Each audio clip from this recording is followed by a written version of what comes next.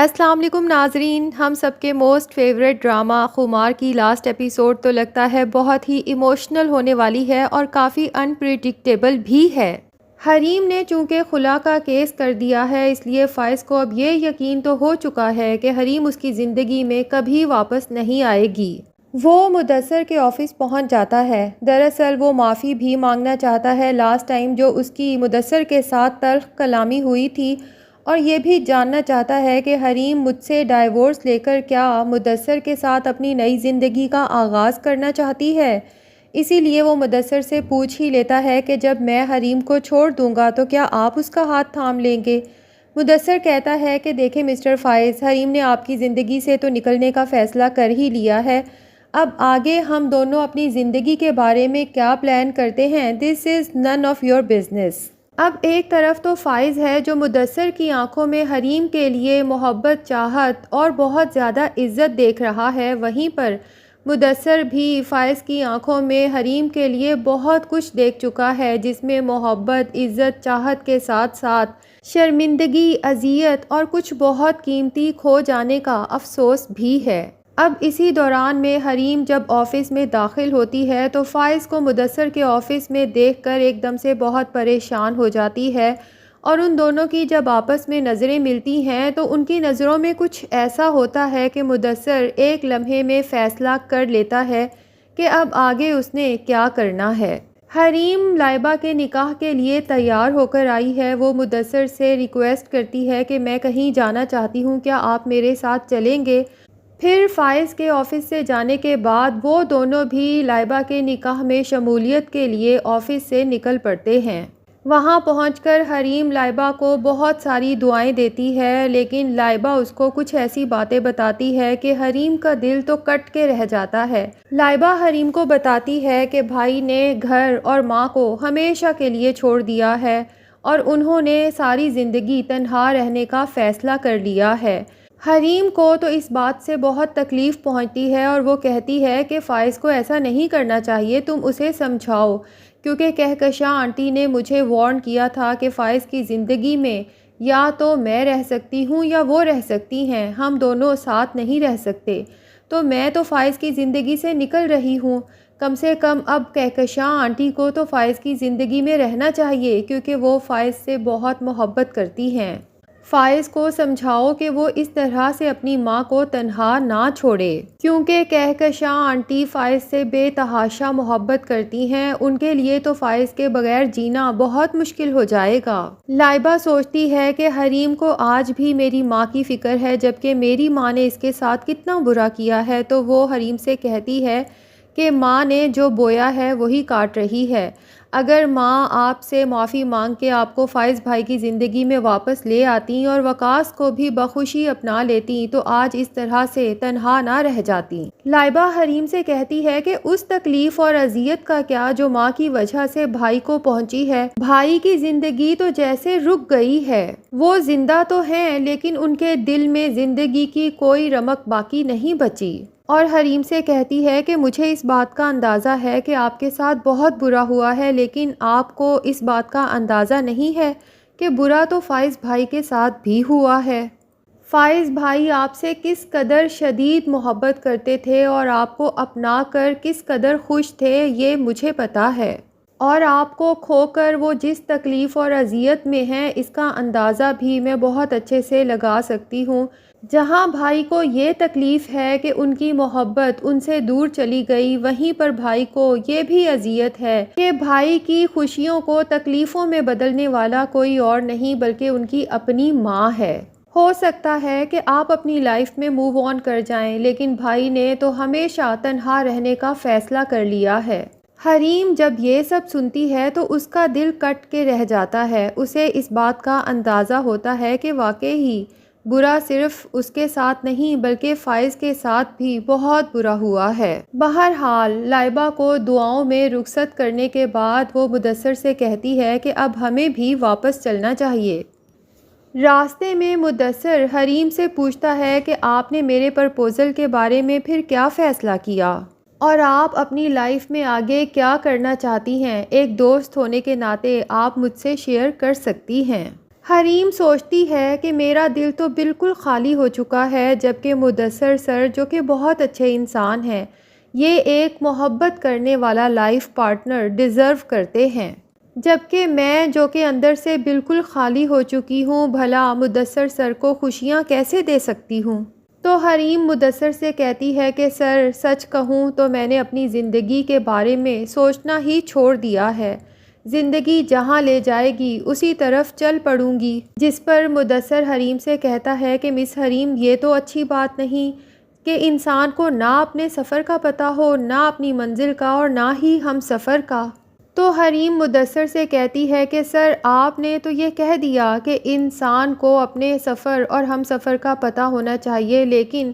بعض اوقات کچھ انسانوں کے ساتھ ایسے حادثات بھی ہو جاتے ہیں کہ وہ اپنے سفر اور ہم سفر کا انتخاب تو بہت سوچ سمجھ کر کرتے ہیں، لیکن دونوں ہی راستے میں جدا ہو جاتے ہیں، اور اس کے بعد انسان ساری زندگی اندر سے خالی اور تنہا وہیں کھڑا رہ جاتا ہے، پھر اس کی کوئی بھی منزل نہیں ہوتی۔ تو مدثر حریم سے کہتا ہے کہ آئیے آج ساحل کی طرف چلتے ہیں، ہو سکتا ہے کہ ہمیں کوئی منزل مل ہی جائے۔ دراصل مدثر جو حریم اور فائز دونوں کی آنکھوں میں ایک دوسرے کے لیے محبت اور تڑپ دیکھ چکا ہے، اس نے فائز سے پہلے ہی یہ کہہ دیا ہے کہ لائبہ کی رخصتی کے بعد وہ ساحل سمندر پر آ جائے، اس سے کچھ ضروری بات کرنی ہے۔ اب مدثر اور حریم جب ساحل سمندر پر پہنچتے ہیں تو دونوں کا رخ لہروں کی طرف ہوتا ہے، جہاں پر حریم اپنی بات کنٹینیو کرتے ہوئے کہتی ہے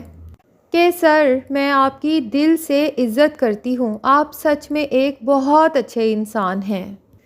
اور آپ کا زندگی کی ساری خوشیوں پر پورا حق ہے، لیکن مجھے لگتا ہے کہ وہ سب خوشیاں میں آپ کو شاید نہ دے سکوں، اسی لیے میں آپ کو یہی مشورہ دوں گی کہ آپ اپنے لیے ایسا لائف پارٹنر منتخب کریں جو صرف آپ سے محبت کرتا ہو۔ اب حریم تو یہ نہیں جانتی کہ فائز پیچھے کھڑا یہ تمام باتیں خود اپنے کانوں سے سن چکا ہے، اور وہ آگے بڑھ کر حریم سے کہتا ہے کہ حریم، تم کس سے محبت کرتی ہو؟ حریم تو جب فائز کو اس طرح اچانک اپنے سامنے دیکھتی ہے تو ایک دم سے گھبرا جاتی ہے، اور اس کی آنکھوں سے آنسو رواں ہو جاتے ہیں۔ فائز کا بھی کچھ ایسا ہی حال ہوتا ہے، وہ بھی بہت ایموشنل ہوتا ہے، اور اس کی آنکھوں سے بھی آنسو جاری ہو جاتے ہیں۔ مدثر فائز کے کندھے پر ہاتھ رکھ کے اسے حوصلہ دیتا ہے اور کہتا ہے کہ یہ آنسوؤں کا نہیں بلکہ خوشیوں کو خوش آمدید کہنے کا وقت ہے، اور پھر فائز اور حریم کو وہیں ساحل سمندر پر ایک دوسرے کے ساتھ چھوڑ کر خود اپنے گھر پلٹ جاتا ہے،